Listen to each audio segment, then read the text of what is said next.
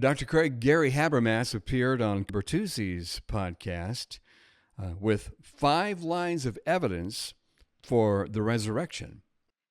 A few more clips to look at. Let's go to the next one. And these creeds are starting to pour out. And before Paul even takes his walk to Damascus of +2 or +3, Paul knows all these creeds, and he is ticked because it's heresy. But he meets the risen Jesus. That's step 4. The blasphemy, Paul tells you what's upset him is that they were calling a crucified man the Messiah. For Paul, that was ridiculous. You're saying that God chose a crucified criminal?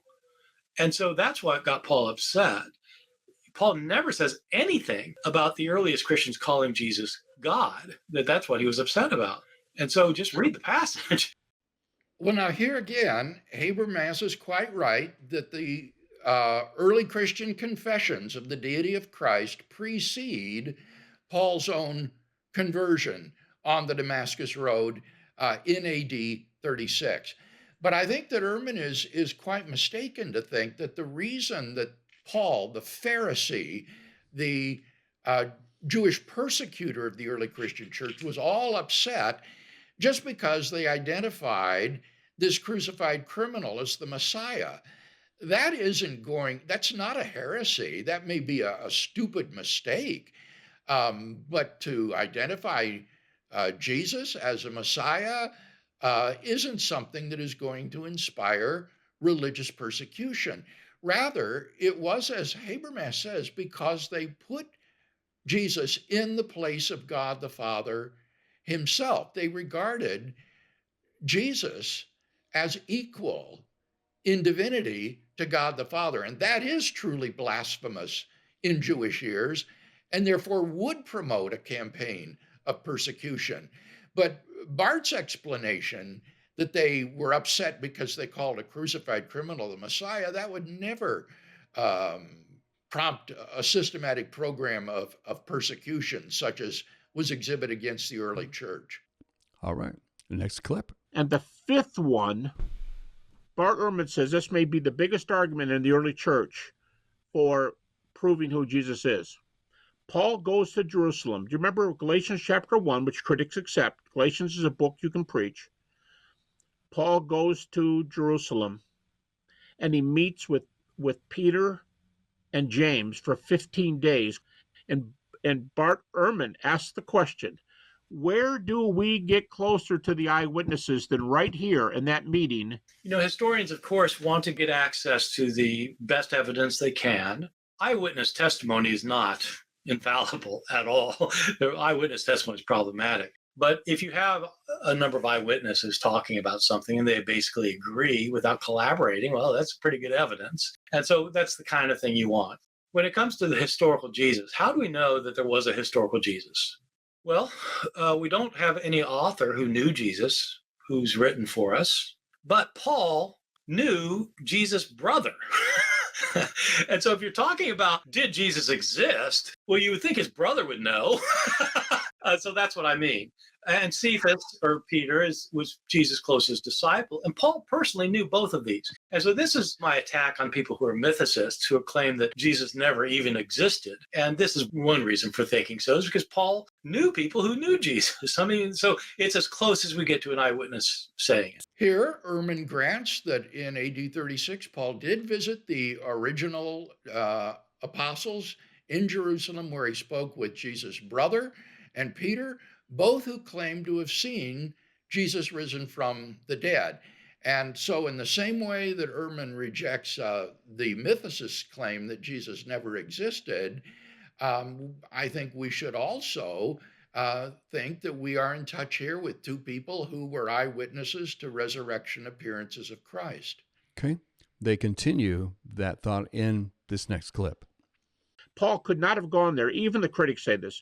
Paul could not have gone there for 15 days and not discussed the gospel with the other two eyewitnesses. I mean, people infer that, oh, they must have talked about what happened on Easter morning. I don't know what they talked about.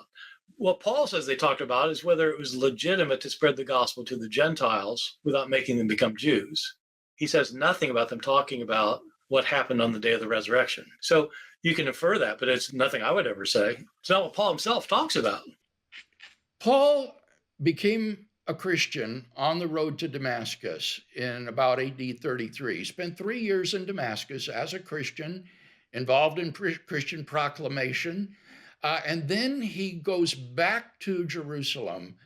And for the first time, he actually meets the chief disciple of Jesus, Peter, and Jesus' own younger brother, James. And I think that it is fanciful to think that they did not talk about whether or not Peter and James had seen Jesus risen from the dead, just as Paul claimed to have seen him on the road to Damascus. So although Bart says he doesn't know what they talked about, I think it's a pretty good bet that they didn't just talk about the relation between Jews and Gentiles, which comes up 14 years later on Paul's visit to Jerusalem. But here, I think they would want to talk about these fundamental beliefs that they had both come to share. Yeah, you would think. Let's go to the next clip. And that's step 5. That's 5. You put them all together, here's what you get again. Earliest preaching that was just hearsay for the time being, but it's got started right at the beginning. Number 2, James comes to the Lord by a resurrection appearance. Number 3, the creeds begin, and they are bombastic. Jesus existed before he was born. He received every knee will bow, every tongue will confess. He was worshipped. He sat on the right hand of God. He shared the nature of God. Philippians 2:6, Hebrews 1:3. He shared the nature of God. These things were bombastic. Paul hated them, and that's why he was imprisoning them. Number 3, in response to the creeds, Paul takes off to Damascus, and he meets the risen Jesus. That's 4.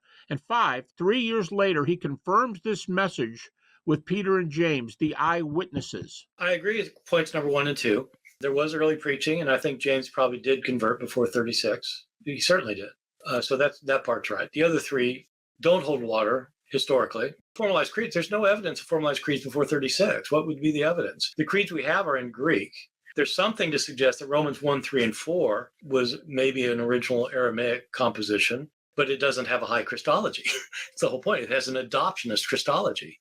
The earliest creedal material in Acts all has adoptionist Christologies, which means that Christ wasn't God. He was made into a divine being. And you get that in Romans 1, 3, and 4, which is probably the oldest of these creeds. And so, there is zero evidence for creeds before 36. One of the others was early preaching that was blasphemous to Paul. That is right, there was, but it's nothing to do with Jesus being God. I forget what the 5th thing was. That Paul met with Peter and James to confirm the resurrection. No, it doesn't say anything about that. So he's just it's just making stuff up. Now, I've already responded to the claim that these early Christian creeds did not exhibit a high Christology and did not develop explosively and remarkably early. But let's look specifically at this text in Philippians 2 that Gary appeals to. I think this text completely rules out Ehrman's claim that the early Christians had an adoptionist Christology. That is to say that they thought that Jesus was just a human figure who God then exalted to quasi-divine status. This is what it says in Philippians of Christ. Though he was in the form of God, he did not count equality with God a thing to be grasped, but emptied himself, taking the form of a servant, being born in the likeness of men. This refers to the pre-existence of Christ and his incarnation. Prior to his incarnation, he existed in the form of God. He was equal to God, but he emptied himself and took on the form of a servant, being born in human likeness. Then Paul goes on to say, and being found in human form, he humbled himself and became obedient unto death, even death on a cross. That refers then to the crucifixion of Jesus and his humiliation. He goes on to say, therefore, God has highly exalted him and bestowed on him the name which is above every name, that at the name of Jesus, every knee should bow in heaven and on earth and under the earth, and every tongue confess that Jesus Christ is Lord, Kyrios, to the glory of God the Father. Here, Paul describes how from this state of humiliation and death, God has exalted him to this position of authority at his right hand through his resurrection from the dead. So this is the farthest thing from adoptionist Christology. The exaltation of Jesus is not from humanity to deity, which is impossible and blasphemous. Jesus was already in the form of God, equal to God, prior to his incarnation. Rather, it was exaltation from this state of humiliation, even unto death, that God had glorified him then in heaven and made him Lord of all. Bill, let's go to the last clip. I'm not going to grant those things. If I were to grant those things, I would say, why does that show resurrection really happen? What it shows is that people really believed the resurrection happened. How do you get from people believing it to it actually happening? Even if people were calling Jesus God in the sense that Gary means in, say, the year 35, why would that mean that the resurrection literally had to happen? It means they believed it happened. And I do think they believed it happened. That has no bearing on whether it happened or not. I literally know people who believe that the earth is hollow, but it doesn't mean that the earth is hollow. I know people who believe that Muhammad ascended to heaven. Like, suppose they believed it within 3 years of his death. Does that mean it really happened? Is that how we do history? I think the resurrection is a belief, and I have no qualms with people believing in the resurrection because it's a religious belief. But don't tell me it's history. You do not establish miracles on historical grounds. And so if you pretend you do, you don't understand what history is. And the reason you won't get a job in the history department in a university is not because they're biased against believers. There are plenty of believers who teach in history departments in the universities, but they don't claim that miracles can be established historically. Now, there are two claims here that need to be addressed. The first claim is they believed that it happened, but that has no bearing on whether it did happen. Well, of course it has bearing on it. You have to weigh the eyewitness testimony to determine whether what they believed is reliable. A great example of this is that Ehrman himself believes on the basis of the testimony that Jesus existed. He says, how could his brother be wrong that there was a historical Jesus? So this illustrates that what a person believes does have a bearing on what really happened. And the whole question then would be, is this testimony reliable? And what we need to ask ourselves is, how in the world did these monotheistic Jews come to believe such a thing?